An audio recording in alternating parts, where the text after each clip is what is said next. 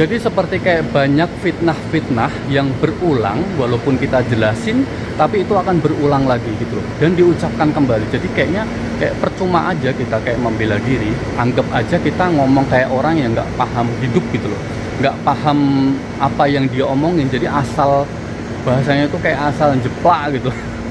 Asal jeplak, asal fitnah, asal yang penting ngomong gitu. Kalau di sini tuh yang penting ngomong. Ketika ada masalah atau perselisihan atau pertengkaran gitu, yang penting ngomong. Kalau bisa teriak-teriak, itu nomor satu.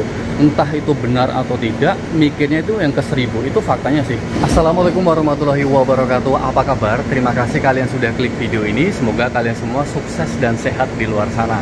Masih membahas seputar masalah yang saat ini sedang aku hadapi, yang majikanku pengen ibaratnya menjual aku ke majikan yang baru itu seharga 15.000 real, kadang berubah 10.000 real, itu ya nggak tahu lah.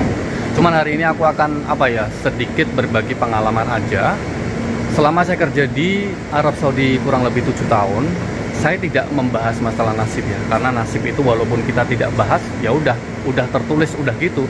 Kita tidur aja udah nasibnya, waktunya tidur, kita bangun nasibnya udah tertulis, kita akan bangun jam sekian. Jadi kita nggak akan membahas masalah nasib, oke? Karena ada juga orang yang selalu berbuat baik, tapi banyak yang menzolimi dia, itu banyak banget. Kita udah berbuat baik, misalkan kalian minjemin uang ke siapa, ternyata malah yang minjemin lebih galak, itu banyak juga. Tapi aku nggak mau cerita masalah itu. Jadi kalau kalian kerja di mana aja sih, nggak cuma saya aja, ada teman-teman yang cerita walaupun di Indonesia, di Arab Saudi atau di mana gitu. Kalau bisa kita itu jangan terlalu baik ya, percuma. Kalian terlalu baik dengan tempat kerja kalian, itu ujung-ujungnya percuma. Saya tidak bilang semuanya, tapi ini berdasarkan pengalaman pribadi saya dan beberapa orang yang saya ketahui, oke? Jadi kita sudah mengabdi lama, udah menempatkan diri kita, pikiran kita ke tempat usaha kita, melakukan yang terbaik untuk usaha kita. Karena apa? Kita juga mikir, bos, kalau usaha lancar pasti gaji lancar.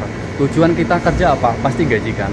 Tapi kalau kita terlalu baik, terlalu mencurahkan semuanya ke tempat kita kerja, itu biasanya ujung-ujungnya kita tetap yang disalahkan. Dan itu fakta, aku alami ya. Kita dibicara di luar nasib ya, aku nggak pengen bahas masalah nasib. Jadi aku kerja sama bos ini kurang lebih berjalan itu 8 bulan. Karena di awal bilang dia punya banyak pelanggan dari luar, dan temannya juga bisa akan membantu memberikan pelanggan, tapi faktanya kosong. Akhirnya toko itu tutup. Kemudian saya sudah melakukan yang terbaik, membuat dekor yang bagus, pelanggan juga senang, buat merubah-rubah tempat-tempat. Pokoknya toko itu jadi bagus gitu loh. Kalau dilihat dari beberapa toko yang di sampingku, masalah dekor nggak usah, maksudnya jangan diragukan lah gitu. Jadi intinya aku sudah kayak menganggap bahwa ini tokoku sendiri, majikanku ada keluargaku sendiri. Walaupun gaji telat-telat aku juga masih menerima, dicicil aku juga menerima. Itu pada akhirnya aku tetap yang disalahkan. Jadi kemarin itu waktu dia ketahuan berbohong, dan ketahuan berbohong karena katanya aku itifak atau perjanjian dengan bosku yang pertama bahwa aku dihargai 15.000 real, dan ternyata bosku pertama itu tidak bilang seperti itu dan mengatakan bahwa itu bohong.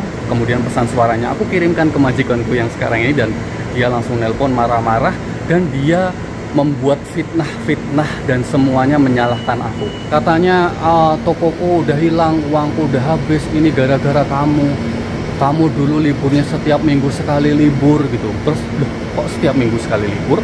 Terus aku kan menyangkal kan, tapi dia tetap ngotot bahwa saya tuh waktu itu seminggu sekali libur. Terus akhirnya aku ngomong bahasa Arab ya sebisa aku aja sih. Aku inget ada kata-kata Aqsum billahi Ka'bah, aku bilang kayak gitu. Dan entah itu artinya apa, yang penting aku ngomong. Katanya sih itu kayak sumpah kayak gitu. Saya tidak ambil libur seminggu sekali, tak gituin. Dan aku berkali-kali dia teriak-teriak, aku tambah teriak-teriak lagi. Jadi aku biasa aja sih kalau sama bosku yang dulu, ketika teriak-teriak aku tambah teriak-teriak, aku tuh udah biasa. Pokoknya aku nggak suka orang ngomong sama aku tuh teriak-teriak. Kalau orang teriak-teriak, saya akan lebih keras daripada dia. Prinsipku kayak gitu. Kemudian setelah aku bilang kayak gitu, bosku nanya, emang kamu liburnya dulu berapa hari sekali? 2 minggu sekali, aku bilang gitu. Terus dia bilang, dulu itu tokoku bangkrut gara-gara kamu sering main YouTube. Ininya loh di mana? Apa hubungannya YouTube dengan kerja? Apa ya misalkan pelanggan datang terus aku cuekin, aku main YouTube, kan enggak gitu. Tapi ini loh aku nggak tahu entah makanya apa, itu aku kurang tahu juga sih. Ya kalian pasti percaya sama saya bahwa saya bisa membedakan antara kerja, istirahat, main YouTube, mungkin hiburan. Pasti kan sudah tahu ya. Misalkan ada pelanggan, kan nggak mungkin, oh maaf ya bentar aku lagi edit video. Kan sangat mustahil ya. Tapi nggak tahu ininya loh. Ini karena apa? Semua otaknya atau dalangnya adalah ada di temannya. Jadi temannya itu yang menghasut bosku. Jadi memberikan informasi-informasi yang menyalahkan saya gitu loh. Karena apa? Temannya ini sebenarnya juga salah. Jadi dia tidak mau disalahkan sepenuhnya bahwa bosku yang ini sama sekali nggak paham bisnis. Dia ngambil pinjaman bank untuk membeli tokoku, tapi karena dibujuk sama temennya kebetulan punya usaha bunga yang maju, akhirnya udah kamu beli tokonya si Ferry gitu, sambil ambil si Ferry, nanti tak bantu, tak kasih pelanggan.